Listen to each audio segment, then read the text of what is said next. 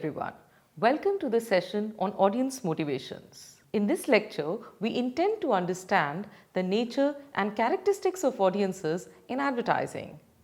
We need to discuss different types of needs and motives, and we will be gaining knowledge about different kinds of audience motivations with respect to advertising. To begin with, let's start by defining what are audiences. Rossiter and Percy in 1985 in their advertising communication models say that a target audience consists of people who will be most responsive to advertising. As mediated communication evolves, audiences too need to be redefined. Existing paradigm in mass media contend that audiences are receivers towards whom the message is directed. Previously, the concept of mass audience was relevant. Wilbur Schramm, in his model of mass communication, refers to mass audience as a composite of many receivers involved in the process of decoding, interpreting, and encoding. The individual receiver is further connected to a bunch of receivers where the message is decoded and acted upon. But in the convergent era, as the distinctions between media erode and the nature and characteristics of audiences too is being reconsidered. In fact, mass audience today has made way for audience fragmentations, defining audiences in a different manner. In order to understand audiences, especially with respect to advertising, Barbara Stern's model of advertising communication process is highly useful. Barbara Stern in her model describes how advertisers, agencies and audiences communicate in an interactive process. It is a postmodern theory to create a model of commercial text-based communication. Stern identifies multidimensionality of each of the three key elements, source, message and receiver, in the advertising communication process. While she considers source as sponsor, sender and persona, and message as narrative, drama and autobiography, her concentration on the three types of receivers is vital. This model considers the active role of audiences in making meanings from the ad messages. The three types of receivers are: implied receivers is the imagined audience that is ideally receptive to your audience. It is the large group of audience which is heterogeneous and anonymous but is interested in your message and also consumes the media through which message is delivered. The second set of receivers are sponsorial receivers. Now, sponsorial receivers are the sponsor's personnel, the people from the corporate organization that approve the advertising messages which are created by the authors or the agency professionals. They're the first in line receivers of the communication which is being created for the brands. Third category is very vital to us, and that is the actual set of receivers. It is the target segment identified for a particular ad message. It is obtained through a systematic process of consumer research. It is this audience which the advertising is aiming at. Also, you must understand that the effectiveness of advertising is measured in terms of the active receiver's responses. So we see that three dimensions of receivers bring in the connotative meanings of the term target audience in a postmodern interactive world of advertising. Now we move on to trying to understand, so what are target audiences in advertising? As we all know that advertising campaigns are not directed at everyone. It is intended for a group of people clubbed together on the basis of certain commonalities that they share or can potentially share a functional or emotional relationship with the product. This group of people, classified on the basis of certain characteristics or properties, is called as target audience in advertising. So now we move on to understanding audience motivations. And in order to understand audience motivations more clearly, it is very important to visit the conceptual framework or the theory that posits behind it. If you go by the media effects tradition, the uses and gratification theory throws light on audience motivations. In the UG construct, audiences are active media consumers who are well aware of their needs and motivations. The needs and motivations include information, education, personal identity, relationships, and at times diversion. They use or consume media to satisfy their needs or to achieve predetermined goals. So it directs their choice of media, content, channel, and format. Here, individual audience members have various media and non-media sources to gratify their needs, and media competes with other sources in this process of need gratification. Hedges applied this model to advertising, emphasizing upon the need to explore what the consumers do with advertising more than what advertising does to them. So we see that each consumer expects advertising to provide aesthetic, intellectual and emotional rewards, as per a study done by Lennon in 1992. So now that we understand the theory underlying audience motivations in advertising, it is time to find out what is a motive. Longman Dictionary of Contemporary English defines motive as a reason to do something. In psychology, motive is the physical or psychological state of arousal that guides our behavior. In advertising, motive is the underlying purpose that stimulates the audience to consume the ad and maybe at times the brand. Kotler and his colleagues define motives as a drive or a need that seeks urgent or immediate gratification at a later stage. Needs are instinctive forces that motivate the audience to act, whereas wants are needs we acquire during the course of our life. So we note that motives are derivatives of both needs and wants at different points in time. Since motives are derivatives of needs, it is important to know about human needs. Psychologist Abraham Maslow's hierarchy of needs model serves as the template to categorize the motives as codified human needs. As per the Maslow's model, physiological needs like hunger, sleep, thirst and sex are the most urgent needs that require our primary attention.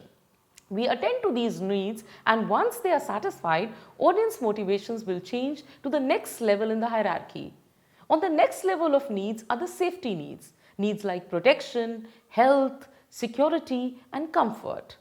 After ensuring satisfaction or gratification of these needs, the individual is motivated by the third tier of needs called as the love needs. Now these are needs like love, belongingness, social identity, affiliation and association. Upon satisfaction of these needs, next important needs will be the set of esteem needs, that is needs for reward, recognition, accolades, self-esteem, status, etc. As these motivations are guided and then met, the highest form of needs take priority. At the top are the self-actualization needs. Self-actualization needs mean need for self-discovery, self-development, engagement with one's own self and self-realization. It takes considerable time to seek and satisfy the actualization needs, and that is why it is a rare motivation in advertising. All the other forms, the physiological, the safety and security, the love and belongingness needs, along with esteem needs, are important motives in the advertising communication process for all kinds of audiences. So once we visited the needs model, it is important to now classify motives in advertising with respect to the buying intent and behavior. So we can classify motives in advertising into two classes: rational and emotional motives. Rational motives are intentions to act driven by logical or objective thinking. It involves cognitive processing of the brain to arrive at a motive strictly on the basis of rationale and tangible benefits. Rational motives are outcomes of physiological needs and safety needs, the first two tiers of the hierarchy of needs model. They can be further divided into the following subcategories. Rational motives include safety motive. Protection against harm is a rational motive.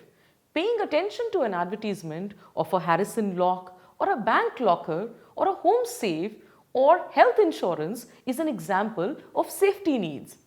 Security too is a rational motive that can be met by seeing or reading advertisements on insurance and investment plans. Ads for health insurance, mutual funds and real estate come under this category. Repeat, security as a rational motive can be met by seeing or reading advertisements on insurance and investments. For example, the health insurance advertisements, ads for mutual funds and real estate fall under this category. The third type of rational motive is economy. Saving is a form of investment in human psyche. Hence, saving on cost of consumption is a very strong rational motive. Getting a price benefit is one of the most profound motives human beings have. So, seeking ads with sales promotion offers, consumer incentives and bargain are also frequently acted upon. Next in line is the comparative price advantage. Another rational motive is the price benefit in comparison to the rival brands in the same product category or genre.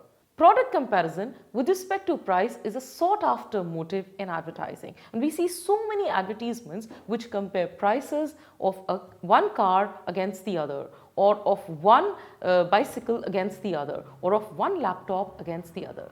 Next motive is suitability. Finding a perfect fit in your existing scheme of things is a strong rational motive. Small houses drove the average metropolitan household in Delhi and Bombay to seek modular kitchens that are compact and very well suited. For that matter, small 4-chair dining sets too are motivated by the limitations of space we face today. Durability. Durability is another important rational motive. It is objective to think that products should last a long time. Need for longevity of the products converts into durability as a rational motive. Household items like sleeping mattresses that last for over 25 years tend to serve that motive and attract the people a lot more. In this slide, we see advertisements centered around rational motives. You can see the Vim advertisement in which the motive of suitability is taken into account, whereas in the Bank of India advertisement, we can see the motive of economy being underlined as an advertising appeal in the creative strategy and executions. Let's now move on to the next category, and that is emotional motives. Emotional motives are drives or needs that are driven by psychological need for emotional gratification. Emotions are feelings that characterize our state of being and expression. When these feelings become the purpose for consuming a brand or communication around it, we say audiences are guided by emotional motives. Some of the commonly known emotional motives are fear. Fear of losing a person, oneself, or a possession is a strong emotional motive that seeks redressal, solutions, or combat. Fear of bad debt, fear of loss of health, fear of loss of property makes the target segment emotionally aroused, thereby seeking remedy in ads as well as brands. Second important emotional motive is the popular humor motive. As desired state of mind is induced through the feeling of laughter, that is why audience seek humor of various kinds from the advertisements. Funny advertisements elicit very high recall and recognition across product categories, both in print and television media. Third important category is prestige. Another kind of emotional motive is prestige. Prestige is a desire to be recognized as a respected or a valuable member in the society. It is induced through reinforcement of status. That is why premium brands use status, position in the society as an advertising appeal. Another emotional motive is love. Seeking love in various forms is perhaps the biggest motive. Love in various forms and manifestations like romantic love, sibling love, filial love, love between parents and children, and its many variants like friendship and kinship form the most popular advertising appeals to cater to the motive of love. We come across so many advertising campaigns of Airtel, of Ghar Ka Khana by Fortune, which show various forms of love, whether it is love between parents and children, or whether it is love as form of friendship, or whether it is romantic notions of love. Next, we move on to vanity and pride. Vanity is self-conceit, the desire to show off one's possession and belongings, whereas pride is a sense of esteem emerging out of one's material achievements. Both are emotional motives that guide advertising messages to cater to their fulfillment. We see enormous amount of advertisements centered around vanity and pride in the personal care segment. These are examples of emotional motives translating into advertising appeals. Here in the Max Life and India Post ads, they're both about love and promise. Here in these ads, we can easily see that the intent or the motive, the underlying motive is not product benefit or price advantage. In fact, it is the emotional connect that is being built between the product and the consumer, which is visible for everyone in both the advertisements. So we can easily see that these ads underline the message of love and promise as emotive appeals. So on the premise that audiences are active and are aware of their needs and motivations, and that we do understand the two types of motives, both rational and emotional, following 7 types of audience motivations were identified by Crozier. These 7 types of audience motivations are product information, entertainment, value addition, implied warranty, post-purchase reassurance, vicarious experience, and involvement. Later on, a more comprehensive typology of audience motivations for advertising was given by Stephanie Donoghue in 1994 in greater detail. Donoghue identified the following audience motivations and classified them as non-market motives and marketing motives. Let's look at the marketing motives first. According to Donoghue, marketing motives are number 1, information. That audiences seek advertisements to know about the product, its features, what is the composition of the product, what is the price of the product, is the price favorable, what is the look and the shape of the product, is the product available in the market. So advertisements are actively sought to know about new product development in the market. What are the new line extensions? What are the new variants which have now entered the market in the recent times? Another important aspect of audience motivations vis-a-vis marketing motivations are choice, competition, and convenience.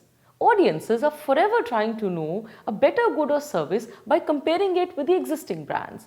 They consume advertising messages because it enables them to compare the products without actually going to the store. Hence, advertising helps them make those choices very conveniently, sitting at home. Third type of marketing motives, as per Stephanie Donoghue, are quality assurance and reassurance. The audiences feel that an advertised product is far more credible than a non-advertised one. So, seeing an advertisement makes them assured of a certain sense of quality and a certain sense of value as well. Audiences tend to feel that a brand that no longer advertises is on a decline in its life cycle and should not be purchased. Next, we move on to consumption stimulation. When the audience motivation is to consume, spend, buy, advertising feeds on to that. Not only consumption of goods, audience motives can be to buy a particular media vehicle as well that is carrying the advertisement. In a study done by Donoghue on advertising uses and gratification, a female worker said that she likes buying Vogue magazine to look at the advertisements of clothes, bags, and jewelry. Another important marketing motive is added value. Young consumers use ad messages to form perceptions about self and society. Their images of an accepted body type, of what is chic, or what is hip, what is modern, what is not modern, what is being progressive are all built around the ads they consume. So that's a very important motive that guides people into advertising and leads them onto the brand. Besides product-related motives, there are some non-marketing motives in advertising consumption. It serves the goal of structuring time. Audiences may feel very tired watching a film or a sporting competition or a reality show over a period of time.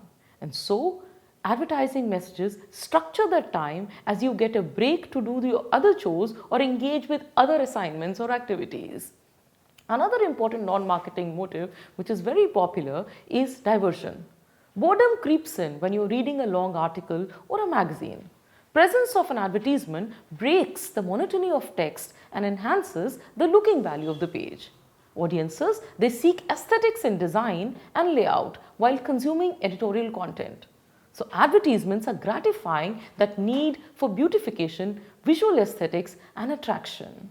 A very important need or a non-marketing motive in advertising consumption is entertainment. The need to amuse oneself is profuse. Advertisements are created with an added purpose to entertain.